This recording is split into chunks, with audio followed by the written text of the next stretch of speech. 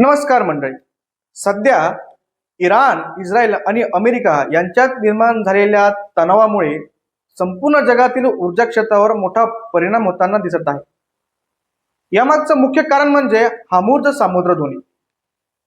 जगातील सुमारे 20% कच्च्या तेलाची वाहतूक या एकाच समुद्री मार्गातून होते आणि या मार्गावर अडथळे निर्माण झाल्यामुळे जागतिक स्तरावर तेलाच्या किमतीत मोठी वाढ निर्माण झाली आहे. या परिस्थितीचा परिणाम अनेक देशांच्या अर्थव्यवस्थेवर झाला आहे. इंधनाची कमतरता निर्माण झाल्यामुळे व्यापारावर मोठा परिणाम झाला आहे. महागाई वाढली आहे आणि सामान्य नागरिकांचे जीवन कठीण झाले आहे. ही वस्तुस्थिती आहे आणि ती नाकारता येणार नाही. पण या सगळ्या पार्श्वभूमीवर जर आपण भारताकडे पाहिलं तर एक सकारात्मक चित्र आपल्याला समोर येतं. भारत हा जगातील सर्वात मोठा तेल वापरणाऱ्या देशांपैकी एक आहे. भारत आपल्या गरजेपैकी सुमारे 85% अधिक कच्चं तेल हे आयात करतो. एवढ्या मोठ्या आयातीवर अवलंबून असतानाही आज भारतात परिस्थिती नियंत्रणात आहे. ही अत्यंत अभिमानाची गोष्ट आहे. यामागे सरकारने घेतलेले काही दूरदृष्टीचे निर्णय कारणीभूत आहेत. पहिला महत्वाचा निर्णय म्हणजे इथेनॉल ब्लेंडिंग कार्यक्रम. भारत सरकारने पेट्रोलमध्ये इथेनॉल मिसळण्याचा निर्णय घेतला. 2014 साली जिथे इथेनॉलचे प्रमाण केवळ 1.5% होतं तिथे आज 12% पर्यंत पोहोचलं आहे आणि 2025 ते 26 पर्यंत 20% करण्याचं लक्ष्य घेतलं आहे. यामुळे आतापर्यंत सुमारे 50,000 कोटी रुपयाचं परकीय चलन वाचलं गेलं आहे आणि लाखो टन कच्च्या तेलाची बचतही झाली आहे. याचबरोबर शेतकऱ्यांना देखील अतिरिक्त उत्पन्नाचा स्रोत मिळाला आहे. दुसरा महत्वाचा निर्णय म्हणजे रेल्वे विद्युतीकरण.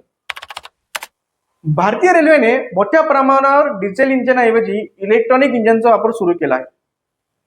2014 साली सुमारे 21,000 किलोमीटर ट्रॅक विद्युतीकरण केले होते. तो आज 65,000 किलोमीटर पेक्षा जास्त झाला आहे. यामुळे दरवर्षी सुमारे 3 अब्ज लिटर डिझेलची बचत होत आहे आणि हजारो कोटी रुपयांचा खर्चही वाचत आहे. तिसरा महत्वाचा निर्णय म्हणजे इलेक्ट्रॉनिक वाहनाला प्रोत्साहन. फेमा इंडिया स्कीम अंतर्गत सरकारने इलेक्ट्रॉनिक वाहनांचा वापर वाढावा यासाठी प्रयत्न केले आहेत आणि आज भारतात लाखो इलेक्ट्रॉनिक वाहने रस्त्यावर उतरली आहेत, ज्यामुळे पेट्रोल आणि डिझेलचा वापरही कमी होताना दिसत आहे. याचबरोबर भारताने आपल्या रिफायनरी क्षमतेतही मोठी वाढ केली आहे. त्यामुळे भारत केवळ स्वतःच्या गरजा पूर्ण करत नसून इतर देशांनाही देखील इंधन पुरवठा करत आहे. श्रीलंका आणि बांगलादेश यासारख्या देशांमध्ये भारताने मदतीचा हात पुढे केला आहे आणि मैत्रधर्म निभावला आहे. मित्रांनो, या सगळ्या परिस्थितीत एक अत्यंत महत्वाचा मुद्दा आपण लक्षात घेतला पाहिजे. आज सोशल मीडियावर काही लोक सतत असे बोलताना दिसतात की भारतात इंधनाची कमतरता आहे किंवा भारताने कोणाला साथ द्यायला पाहिजे किंवा भारताने कोणासोबत कसे परराष्ट्र धोरण असायला पाहिजे ह्याबद्दल भाष्य करताना दिसतात. मला असं वाटतं की प्रत्येकाला बोलण्याचा अधिकार आहे. तो आपल्याला संविधानाने दिलेला आहे आणि आपण त्याचा वापर केला पाहिजे.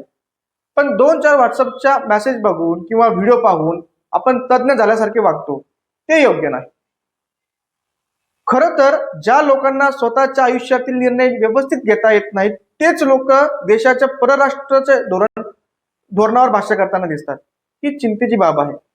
सरकारला प्रश्न विचारणं, टीका करणं हे पूर्णपणे योग्य आहे, पण त्यामागे माहिती, समज आणि जबाबदारी असणं तितकंच गरजेचे आहे. आज अनेक अफवा पसरल्या जातात. या अफवांमुळे लोक घाबरतात, पेट्रोल पंपावर गर्दी करतात, जास्तीचे इंधन भरतात. यामुळे कृत्रिम तुटवडा निर्माण होतो आणि लोकांना साठेबाजी करण्याची संधी मिळते आणि त्यातून ते नफा कमवतात आणि त्याचा फटका ही सर्वसामान्यांना बसतो. म्हणूनच आपण वस्तुस्थिती समजून घेतली पाहिजे. वस्तुस्थिती पूर्णपणे नैसर्गिक नसून ती कृत्रिम आहे हे ओळखणं अत्यंत महत्वाचं आहे. मित्रांनो, इथे एक अत्यंत महत्वाचा मुद्दा समजून घेतला पाहिजे.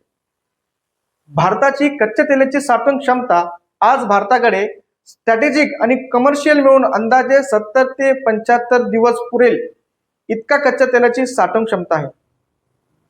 यामध्ये सुमारे 9 ते 10 दिवसाचा स्ट्रॅटेजिक साठा आणि उर्वरित रिफायनरी व कंपन्यांकडील साठा समाविष्ट आहे. म्हणजेच जागतिक स्तरावर पुरवठा खंडित झाला तरी भारतात लगेच संकटात सापडत नाही. ही भारताच्या नियोजनाची ताकद आहे. मित्रांनो, आज जगातील अनेक देश या संकटामुळे अडचणीत सापडले आहेत. पण भारताने योग्य धोरणे, नियोजन आणि दूरदृष्टी लक्षात घेऊन ही परिस्थिती नियंत्रणात ठेवली आहे. या सगळ्या परिस्थितीत आपण अभिमानाने म्हणू शकतो की जागतिक संकटाच्या काळात भारत ठामपणे उभा आहे आणि त्याचा आपल्याला अभिमान आहे. धन्यवाद.